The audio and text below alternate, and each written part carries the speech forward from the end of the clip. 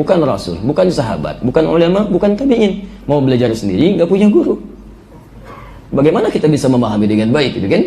Nah, jadi prinsip utama dalam belajar, pertama, mesti ada guru yang memahamkan kita. Baik, kemudian siapa guru-guru yang baik itu? Nabi SAW menjelaskan, lihat, kalau tadi Nabi gurunya malaikat Jibril. Nabi mengajarkan pada sahabat, sahabat gurunya Nabi. Sahabat mengajarkan pada tabi'in, tabi'in gurunya sahabat. Kemudian tabi'in mengajarkan pada generasi setelahnya. Nah, runtutan orang-orang yang mengajarkan ini, kalau orang-orang belajar dari Nabi, disebut oleh Nabi di hadis riwayat Ibnu Majah, nomor hadis 233. Rawinya dari sahabat Abu Darda radhiyallahu taala anhu. Lihat di ujung hadisnya, lihat kalimatnya, wa innal ulama'a warathatul anbiya, dan sungguh para ulama itu pewarisnya para nabi. Wa innal anbiya la yurithu dirhaman wala dinaran, walakin yurithul ilma. Lihat, dan sungguh para nabi itu tidak mewariskan dirham dan dinar. Tidak ada harta dunia yang diwariskan oleh para nabi dan rasul, tapi mereka mewariskan ilmu. Mewariskan ilmu. Jadi Nabi mewariskan ilmu pada para sahabat, sahabat mewariskan ilmu kepada para tabi'in, tabi'in mewariskan ilmu. Nah, pewaris ilmu ini disebut kemudian oleh Nabi langsung dengan ulama. Jadi ulama itu pewaris para nabi. Masya Allah. Antum ini, mohon izin, kalau ada orang tua antum mewariskan harta 100 miliar misalnya, Masya Allah, mau nggak? Yang katakan Allah alam. 100 miliar, Masya Allah. Baik, kemudian dibagi misalnya, antum punya saudara 4, dibagilah kemudian berdasarkan hukum Islam. Tapi ternyata antum gak kebagian, gak dikasih misalnya kan. Baik, ketika antum tidak dikasih padahal antum berpeluang mendapatkan bagiannya, bagaimana respon antum? Misal jatah antum 25 miliar tapi antum gak dikasih. Baik, respon antum bagaimana? Marah. Baik, sekarang yang kedua, antum dapat bagian 25 miliar tapi antum gak mau ngambil. Kira-kira antum gambarannya seperti apa itu? Dapat warisan 25 miliar dikasih gak mau. Kira-kira bagaimana? Ingat, pintar itu anugerah, tapi kurang sehat itu pilihan. Ya kan? Lihat gambarannya gitu kan? Antum rugi kan? Rugi, antum gak mau ngambil, dikasih gak mau ngambil. Halal hukumnya. Baik, dan itu dari harta yang sangat halal tapi antum gak mau ngambil. Jadi anda bayangkan warisan dari manusia biasa saja begitu diperebutkan. Sekarang Nabi memberi warisan, masa nggak ada yang rebutan? Nabi ngasih warisan, apa tuh nggak mau? Manusia biasa ngasih warisan, antum merebutkan. Nabi ngasih warisan, masa nggak ada yang ambil? Dan warisan Nabi itu kalau diberikan, itu sejahtera dunia, bahagia akhirat.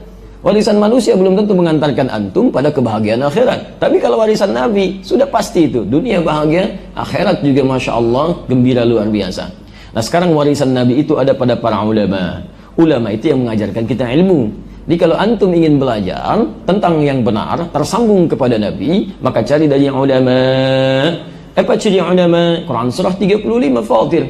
Ya, dari ayat 27 sampai dengan ayat 29 itu. Posisi paling kanan sebelah bawah. Saya langsung ke inti ayatnya saja. Lihat kalimatnya, lihat innama yakhsyallaha min ibadihil ulama. Ketika Allah menyebutkan kalimat ulama, tidak menyebutkan ciri pintarnya, karena ulama itu sudah pasti pintar. Makanya jamak dari alim, alim itu pintar. Alim itu pintar, lawannya jahil, bodoh, tidak banyak pengetahuan. Kalau sudah punya pengetahuan alim, jamaknya ulama.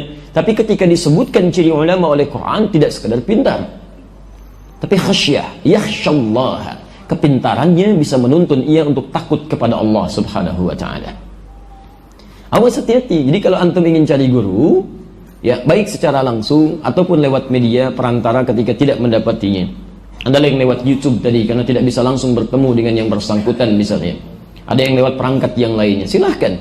Ma la yu'khadhu kulluhu la yutraku kulluhu. Hal yang tidak bisa diambil seluruhnya, setidaknya jangan tinggalkan sebagiannya. Ada wasilah, ambil. Sekarang teknologinya luar biasa, bisa pakai Skype, bisa live dan sebagainya, bisa nanya langsung, silahkan. Jadi boleh kita, nggak ada masalah di situ. Walaupun barangkali nanti ada hal-hal yang belum dipahami, mesti disempurnakan di situ. Tapi poinnya adalah, kalau anda mencari guru-guru, maka carilah kata Quran yang punya rasa takut kepada Allah. Jadi ilmunya membuat dia takut kepada Allah, bukan sekedar pintar. Kalau yang pintar banyak, non-muslim pun ada yang pintar, bahkan hafal Quran. Orientalis itu pada pintar, hafal Quran. Ya, kemudian ada orang-orang yang orang-orang misi macam-macam, dia pelajari itu. Dia pelajari.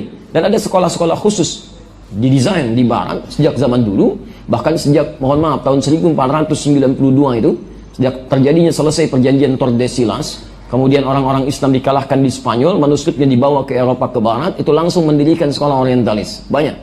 Di antaranya bisa Sorbonne, ya, di Paris, di Prancis. Sampai kemudian yang paling modern, ada Harvard, ada Oxford, dan sebagainya. Ada McGill di Kanada, ada Leiden di Belanda. Itu diantaranya adalah universitas-universitas yang pertama didirikan untuk mempelajari nilai-nilai keislaman dan ketimuran. Dan di sana banyak orang-orang yang memahami Al-Quran, dalam arti menghafalkannya, mencoba memahaminya, hadis dan sebagainya. Tapi untuk memahami itu, mohon maaf, mereka tidak niat untuk mendapatkan hidayah dan kebaikan dari situ. Hanya sekedar menemukan celah-celahnya untuk dipersoalkan dan diberikan keraguan kepada orang-orang Islam. Demikian misi pada umumnya yang dilakukan oleh mereka. Karena itu alumni-alumni yang kemudian berasal dari sana, pulang-pulang ke Indonesia, itu kadang-kadang pada aneh-aneh.